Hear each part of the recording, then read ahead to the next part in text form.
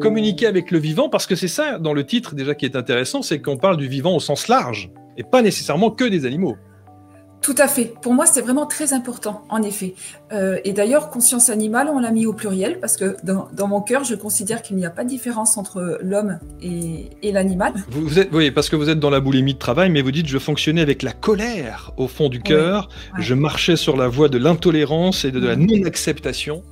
Complètement. Mon corps, mon esprit, c'était comme un burn-out, hein. Comme je dis, je rêvais ma vie, mais je ne vivais pas mes rêves.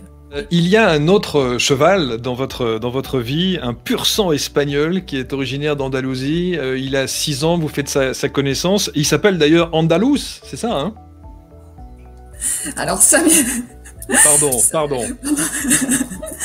excusez-moi, ça m'émeut à chaque fois qu'on parle d'Andalous parce que c'est ma moitié. Les chevaux aiment particulièrement les autistes qui sont très proches de leur monde.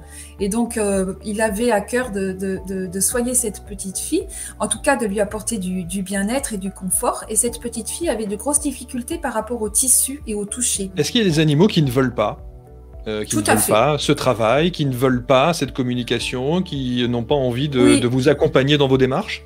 Oui, tout à fait. C'est-à-dire que, par exemple, moi j'ai 3 chevaux et puis durant mes stages, Andalous est toujours prêt à participer, mais j'en ai une autre qui me dit, moi, laissez-moi tranquille, j'ai pas envie. Voilà. Je pensais à cette petite fille que vous êtes, Peggy. Est-ce qu'elle est aujourd'hui apaisée, sereine?